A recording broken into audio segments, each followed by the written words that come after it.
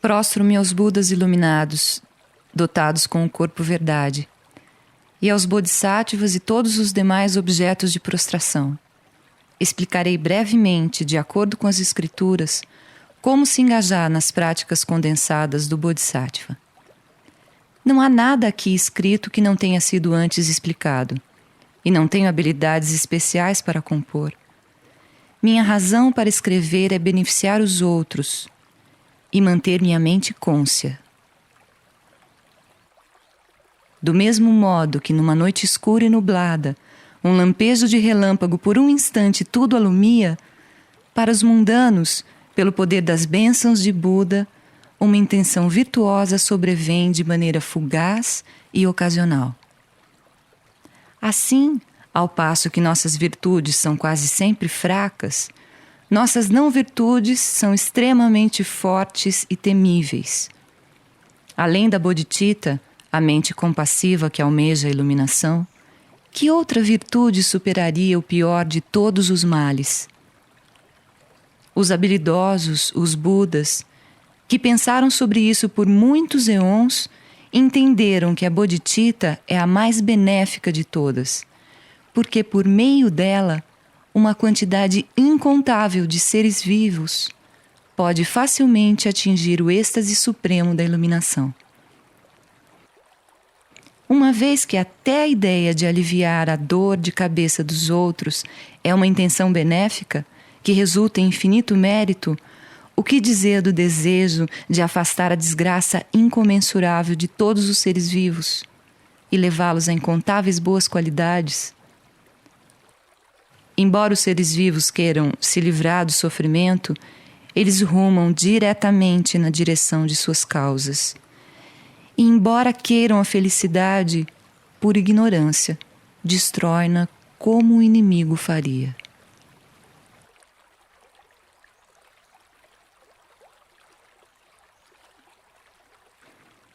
Ofereço àqueles que possuem a natureza da compaixão um divino palácio que ressoa com louvores celestiais e está enfeitado com lindas pérolas e ornamentos de joias preciosas, cuja radiância infinita ilumina o espaço. Além disso, que milhares de oferendas, a ecoar com músicas e lindas melodias, permaneçam qual inúmeras nuvens, a verter alívio sobre os sofrimentos dos seres vivos. Terei de deixar tudo e partir sozinho. Mas por não ter entendido isso, cometi muitos tipos de ações maldosas em relação aos meus amigos e aos outros. E contudo, meus amigos vão se tornar nada. Os outros também vão se tornar nada. Até eu vou me tornar nada. Igualmente, tudo vai se tornar nada. Assim como uma experiência vivida em sonho, tudo que agora desfruto vai se tornar mera recordação, pois o que passou não pode ser visto de novo. Mesmo durante esta breve vida, muitos foram os amigos e outras pessoas que morreram, mas os insuportáveis resultados do mal que cometi em nome deles ainda pairam sobre mim. Sem nunca parar, dia e noite, esta vida se esvai continuamente e nunca aumenta de duração. Por que então a morte não chegaria para alguém como eu? Ainda que esteja em meu leito de morte, rodeado por amigos e parentes, terei que experienciar sozinho o sentimento de ver minha vida sendo ceifada. Se devo seguir o conselho de um médico quando assustado por uma doença comum, quão mais necessário é seguir o conselho de Buda quando perpetuamente afligido pelas muitas doenças malignas das delusões.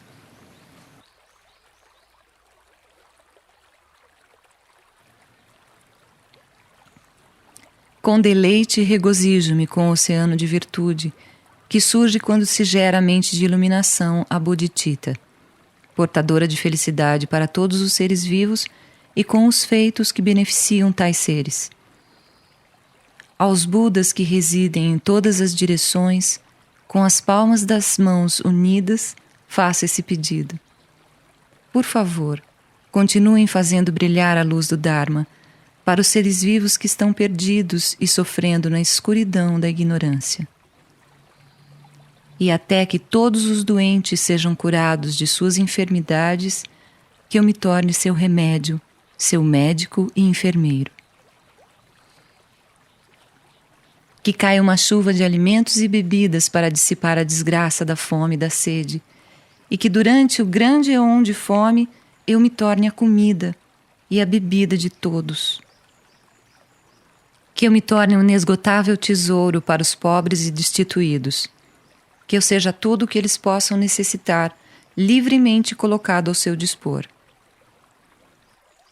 Portanto, em tudo o que fizer, jamais prejudicarei os outros. E sempre que uma pessoa comigo se encontrar, que esse encontro nunca lhe seja insignificante. Quer aqueles que me encontram gerem fé ou raiva, que isso sempre seja a causa para satisfazerem todos os seus desejos. Que todos os que me prejudicam, com palavras ou por outros meios, e aqueles que de outra forma me insultam, criem desse modo a causa para atingir a iluminação. Que eu me torne um protetor para os desamparados, um guia para os que andam pelas estradas, e para os que querem atravessar as águas, que eu seja um barco, um navio ou uma ponte. Que eu me torne uma ilha para os que buscam terra firme, uma tocha para os famintos de luz, um lugar de repouso para os que assim almejam e um servo para quem precisa ser servido. Para beneficiar todos os seres vivos, que eu me torne um tesouro de riquezas, poderosos mantras, potentes remédios, uma árvore dos desejos e uma vaca dos desejos. Assim como os grandes elementos qual a terra, e assim como o espaço eterno, que eu me torne a base da qual tudo surge, para sustentar a vida dos incontáveis seres vivos. Assim como os anteriores Sugatas, os Budas geraram a mente de iluminação e cumpriram todas as etapas do treinamento Bodhisattva, também eu, para o bem de todos os seres vivos, vou gerar a mente de iluminação e cumprir todas as etapas do treinamento Bodhisattva. Agora minha vida gerou magnífico fruto. Minha vida humana atingiu grande significado. Hoje eu nasci na linhagem de Buda e tornei-me um Bodhisattva. Todas as minhas ações de agora em diante estarão de acordo com essa nobre linhagem, e essa linhagem pura e impecável nunca trarei desonra. Assim como seria excepcionalmente raro um cego encontrar uma joia em cima de um monte de lixo, também eu, por alguma raríssima sorte, gerei a Bodhicitta. Ela é o supremo néctar que supera o império da morte sobre os seres vivos, e um tesouro inesgotável que dissipa toda a sua miséria.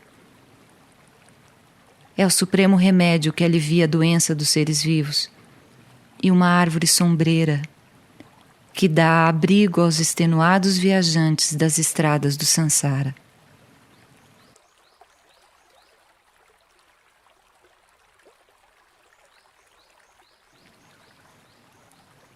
Já que o aparecimento de um Tathagata, um Buda, fé em seus ensinamentos, uma preciosa vida humana e uma base adequada para praticar o Dharma são tão raros, quando uma oportunidade como essa surgirá de novo?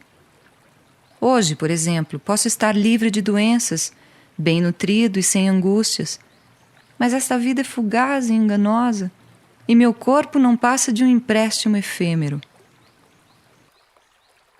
Os inimigos interiores, raiva, apego e assim por diante, não têm armas nem pernas, tampouco possuem coragem ou habilidades. Então por que fazem de mim seu escravo? Enquanto estão dentro da minha mente, prejudicam-me ao seu bel prazer. E apesar disso, sem raiva, eu pacientemente os tolero. Quão vergonhoso! Não é hora de ter paciência. Se concordar com meus inimigos externos e honrá-los, eles acabarão por me trazer benefícios e felicidade, mas entregando-me aos cuidados das delusões, no futuro, elas só me trarão mais dor e sofrimento. Logo, como posso ficar no sansara alegremente e sem medo, enquanto sem hesitar reservo um lugar em meu coração para esse interminável inimigo de longa duração, que sozinho é causa do aumento de toda a minha dor? Tomados de raiva, mundanos cheios de orgulho não dormirão enquanto não destruírem quem lhes causar até um ínfimo mal passageiro. Do mesmo modo, não abandonarei meus esforços até ter destruído direta e definitivamente esse meu inimigo interior. Ó delusões! Delusões, aonde ireis quando fordes banidas pelo olho da sabedoria e expulsas da minha mente? E de onde regressareis para me prejudicar outra vez? Contudo, sendo fraco, não consigo fazer esforço. As delusões não estão nos objetos, nos sentidos, entre eles, nem em parte alguma. Então, onde estão para causarem tanto prejuízo a todos os seres vivos? Como são apenas ilusões, devo banir o medo do meu coração e lutar para atingir sabedoria. Por que atrair os sofrimentos do inferno e muitos outros sobre mim sem razão alguma?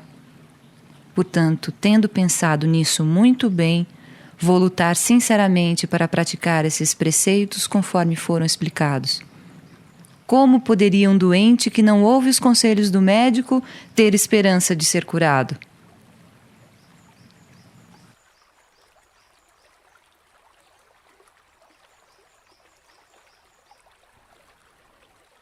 Um elefante enlouquecido, indomado, à solta nesse mundo, não inflige um mal tão grande quanto os sofrimentos do mais profundo inferno causados pelo violento elefante da mente.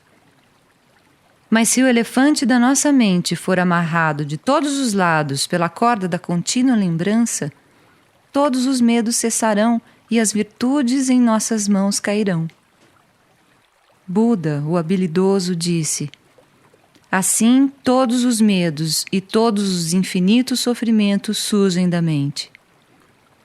Quem criou intencionalmente as armas que ferem os seres no inferno? Quem criou aquele chão de ferro em brasa? E de onde surgiram as tentadoras alucinações? O habilidoso diz que todas essas coisas provêm unicamente das mentes más. Assim não há nada a se temer nos 3 mundos que não tenha vindo da mente. Não é possível subjugar os seres rebeldes, tão extensos quanto o espaço. Porém, a simples destruição da mente de raiva equivale a derrotar todos esses inimigos. Haveria couro suficiente para cobrir a superfície da terra? Porém, usar couro apenas nas solas dos pés equivale a cobrir a terra inteira. Do mesmo modo, é impossível controlar todos os eventos externos. Porém, conseguindo simplesmente controlar minha mente, que necessidade haveria de controlar as outras coisas? Estou sempre na presença dos Budas e Bodhisattvas, que com seu olhar onisciente veem tudo sem obstrução. Pensando desse modo, poderemos manter senso de vergonha, respeito e medo e repetidamente trazer à mente as boas qualidades dos Budas. Com todo o meu esforço, devo checar regularmente se a mente elefante indomada não se soltou, mas continua presa ao grande pilar de pensar sobre o Dharma. Sempre que ouvir conversas agradáveis ou desagradáveis, ou observar pessoas atraentes ou repulsivas, devo evitar apego ou raiva por elas. Mente, se estás preocupada porque a morte vai tirar esse corpo de ti e ele será queimado e enterrado, por que o aprecias tanto agora? Comece separando mentalmente as camadas de pele da carne. Depois, com a lâmina da sabedoria, despegue a carne dos ossos. Quebre os ossos e olhe diretamente para o tutano. Faça a tua própria investigação. Onde está a essência? Se tu não encontras essência alguma, mesmo quando procuras com tanto esforço, por que, ó mente, Continuas a te agarrar a esse corpo com tanto apego? É adequado protegê-lo e cuidar dele, unicamente para atingir metas espirituais. Este corpo de um ser humano deve ser usado só para praticar o Dharma. Quando me derem um conselho ou advertência que, embora não solicitado, seja benéfico, devo aceitá-lo de bom grado e com respeito, e mostrar-me sempre disposto a aprender algo com isso. A quem quer que diga a verdade, devo dizer: falaste bem. E sempre que vir alguém executando ações meritórias, devo fazer elogios e desenvolver genuína alegria. Devo referir-me às boas qualidades alheias com bom senso e passar adiante tudo o que ouvir. Mas caso minhas boas qualidades sejam mencionadas, devo, sem orgulho, simplesmente reconhecer aquelas que talvez possua.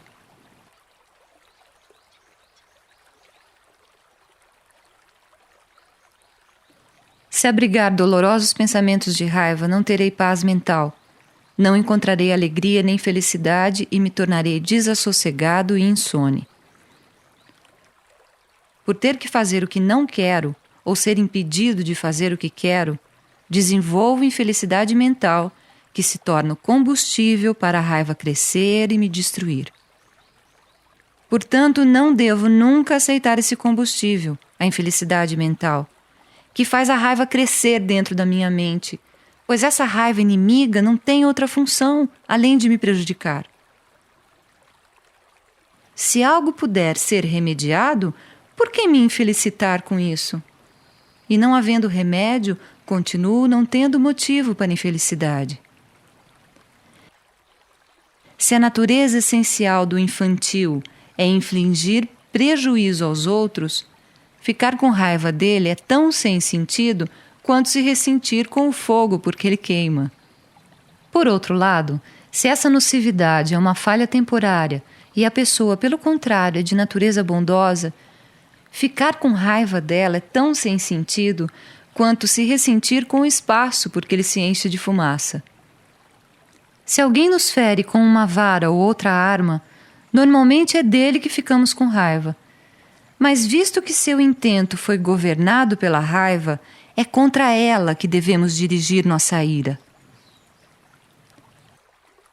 A dor física que experiencio é causada tanto pela vara como pelo meu corpo.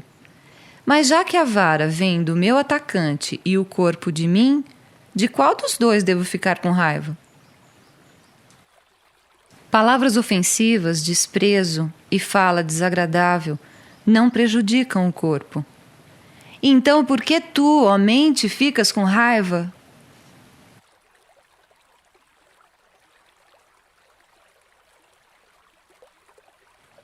A hora da morte virá rapidamente. Portanto, acumulem sabedoria e mérito enquanto podem. Não esperem sua chegada para abandonar a preguiça, pois então será tarde demais. Com coisas por começar e outras ainda por acabar, o Senhor da Morte subitamente me atacará e pensarei: oh não, chegou o meu fim. Almejo aquisições elevadas sem nenhum esforço, liberdade permanente sem ter que aturar pacientemente a dor, e quero continuar como um Deus de longa vida, sendo que vivo na boca da morte. Quão tolo eu sou! Quando a morte chegar, serei esmagado pelo sofrimento. Na dependência dessa forma humana, que é como um barco, podemos cruzar o grande oceano do sofrimento. Visto que será difícil encontrar tal embarcação outra vez, não é hora de dormir, ó tolos. Não devo desanimar pensando: que chances tenho eu de me iluminar? Pois os Tathagatas, que só falam a verdade, disseram que isso é possível. Primeiro preciso examinar o que deve ser feito, a fim de avaliar se consigo fazer isso ou não. Se me considerar incapaz, não devo sequer começar, mas tendo começado, não devo jamais voltar atrás. Do contrário, esse hábito passará para as minhas vidas futuras, e minhas não virtudes e sofrimento continuarão a crescer. Além disso, outras ações virtuosas tardarão a serem conquistadas e só produzirão magros resultados. Se uma serpente estiver morrendo no chão, corvos, passando-se por valentes gaviões, irão atacá-la. Do mesmo modo, se minha autoconfiança for fraca, até a menor das adversidades será capaz de me prejudicar. Tenho um forte anseio de perseguir objetos de desejo, que, como mel no fio de uma lâmina, não trazem verdadeira satisfação. Bem melhor seria desenvolver um forte desejo de perseguir ações virtuosas, cujo resultado é a felicidade duradoura da libertação de todo o sofrimento. Portanto, para completar todas essas ações virtuosas, me engajarei nelas com o entusiasmo de um elefante que, atormentado pelo calor do dia, mergulha nas águas de um lago refrescante.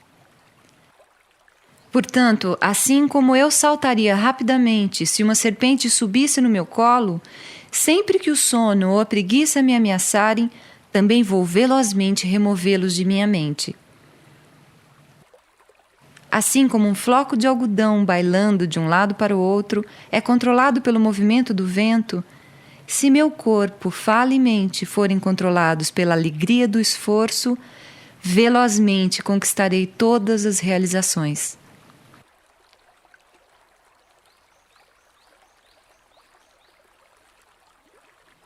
Eu, que estou em decomposição momento a momento, tenho apego pelos outros, que também estão em decomposição momento a momento.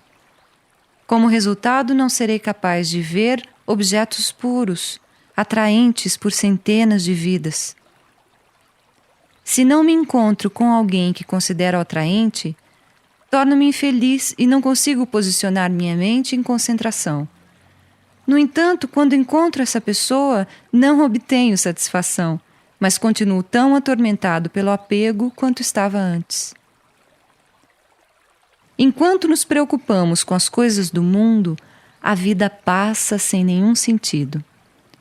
Em nome de amigos e parentes impermanentes, negligenciamos o Dharma que conduz à libertação permanente. No momento, eles são amigos. No seguinte, tornam-se inimigos. E mesmo enquanto se divertem, ficam com raiva. Quão pouco confiáveis são esses seres mundanos. Em consequência de nos associarmos aos infantis, somos naturalmente levados a ações doentias, tais como louvar a si próprio, depreciar os outros e discutir sobre a importância dos prazeres mundanos. Os relacionamentos que mantive com os infantis foram inteiramente enganosos, pois eles nada fizeram para satisfazer meus desejos, e eu nada fiz para satisfazer os deles. Ó mente totalmente confusa! Os objetos que acumulares corresponderão a sofrimentos multiplicados por 1000, por causa de teu apego por eles. Mesmo que tenha adquirido muitas posses, fama e boa reputação, nada disso poderá me acompanhar quando eu morrer. Por que me sinto infeliz quando alguém me critica e feliz quando sou elogiado? Ambos, a crítica e o elogio, são apenas palavras ocas, como ecos numa caverna vazia. Eles desprezam quem não tem fortuna e desdenham os que a possuem. Como tais pessoas de convívio tão difícil veriam em mim algo que não fosse apenas falhas? Quando somos muito apegados a alguém, queremos ver seu rosto muitas e muitas vezes. Mas quer o vejamos, quer não, o rosto verdadeiro permanecerá sempre encoberto pela pele. Se viéssemos a remover essa pele, compreenderíamos que aquele alguém não é um objeto de desejo, mas um objeto de aversão. Então, por que desenvolvemos apego pelo corpo dos outros? Esforçar-se tanto para embelezá-lo é como polir uma espada que será usada para te ferir. Parece que o mundo todo está tomado por essa loucura, pois as pessoas só acreditam na beleza exterior. Ademais, não podemos desfrutar dos corpos alheios se não tivermos posses materiais. Exaurimos-nos em atividades não virtuosas para reuni-las, apenas para experienciar sofrimento nesta vida e os reinos inferiores na próxima. Quando jovens, não temos recursos para sustentar um parceiro. E mais tarde estamos tão ocupados que não há tempo para nos divertir. Quando, por fim, tivermos acumulado os recursos que precisamos, estaremos velhos demais para saciar nossos desejos. Alguns, levados pelo desejo, trabalham como escravos. Extenuam-se em longas jornadas de trabalho. E quando voltam para casa à noite, seus corpos exaustos tombam qual cadáveres. Alguns estão submetidos a rompimentos causados por viagens ou ao sofrimento de estar longe de casa. Embora desejem estar com seus parceiros, a cada viagem ficam sem vê-los por vários anos.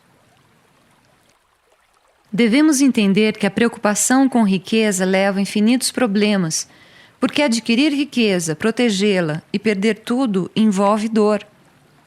Aqueles que se deixam distrair por apego à riqueza não terão oportunidade de escapar das desgraças do sansara. Pessoas apegadas à vida mundana experienciam vários desses problemas por quase nada. São como um cavalo forçado a puxar uma carroça, que só consegue abocanhar um punhado de capim ocasionalmente. Se eu e os outros somos iguais no desejo de sermos felizes, o que tenho de tão especial para que trabalhe só pela minha felicidade? E se eu e os outros somos iguais no desejo de evitarmos sofrimento, o que tenho de tão especial para que me proteja, mas não aos outros? O oceano de alegria que surgirá quando todos os seres vivos forem libertados é tudo o que almejo. Então, que sentido faria almejar minha libertação solitária? Mas, embora trabalhe para o benefício dos outros, devo fazê-lo sem orgulho ou pretensão. Movido unicamente pela alegria de beneficiá-los, não devo esperar nenhuma recompensa. Se der isso aos outros, o que terei para o meu desfrute? Esse autoapreço é a mente de um espírito faminto. Se desfrutar disso, o que terei para dar aos outros? Esse apreço pelo próximo é a mente dos iluminados. Toda a felicidade que há neste mundo surge do desejo de que os outros sejam felizes, e todo o sofrimento que há neste mundo surge do desejo de que nós mesmos sejamos felizes. Agora vou imediatamente pôr de lado todos os pensamentos de trabalhar em benefício próprio. Ó mente egoísta, aos outros te vendi.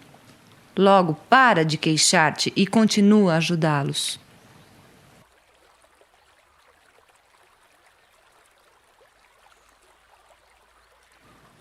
Contanto que todas as condições necessárias estejam reunidas, até uma ilusão virá à existência. Seriam os seres vivos mais verdadeiros apenas pelo fato de terem uma duração maior? Formas e ilusões não são outras que a mente, mas tampouco podem ser consideradas como sendo unas com a mente. Se elas fossem verdadeiras, por que dizer que não são outras que a mente? E se não forem outras que a mente, por que dizer que são verdadeiras? Eu te suplico, tu que me ouves, que és exatamente como eu, por favor, luta para compreender que todos os fenômenos são vazios como o espaço. Considera que, embora todas as pessoas almejem a felicidade, elas oscilam entre deixar-se perturbar pelo sofrimento e ficar superexcitadas por prazeres fúteis. Não encontrando felicidade, elas sofrem. E na luta para satisfazer seus desejos, elas brigam, disputam e se ferem umas às outras com armas. Assim, elas consomem suas vidas a serviço da não-virtude.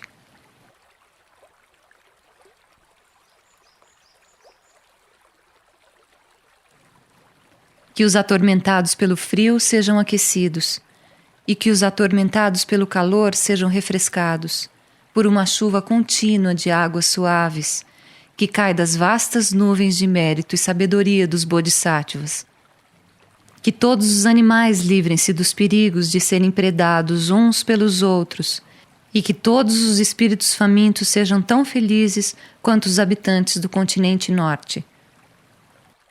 Que os cegos vejam formas, que os surdos ouçam sons, e que, como Mayadevi, a mãe de Buda, todas as grávidas possam parir sem dor. Que os desnudos encontrem vestimentas, que os famintos encontrem alimentos, e que os sedentos encontrem água pura e bebidas deliciosas. Que os pobres encontrem riqueza, que os enfraquecidos pelo pesar encontrem alegria, e que aqueles cuja fortuna decaiu encontrem o restabelecimento e a durabilidade de sua boa sorte. Que todos aqueles que estão doentes sejam rapidamente curados e que toda doença que afeta os seres vivos seja permanentemente erradicada. Que os assustados sejam aliviados de seus medos, que aqueles que estão em cativeiro sejam soltos, que os fracos sejam dotados de poder e que todos pensem unicamente em beneficiarem-se uns aos outros. Que na estrada os viajantes encontrem felicidade onde quer que andem e que sem nenhum esforço conquistem aquilo que os levou a partir. Que os que navegam em barcos e navios obtenham o que procuram e ao retornarem sãos e salvos à terra firme possam se reunir alegremente com seus amigos e parentes. Que os que estão aflitos porque se perderam no caminho encontrem companheiros de viagem e, sem medo de assaltantes ou de outros perigos, prossigam com conforto e sem fadiga. Que os que estão em lugares assustadores e perigosos, as crianças, os idosos e os desprotegidos, bem como os transtornados e insanos, sejam guardados por seres celestiais bondosos.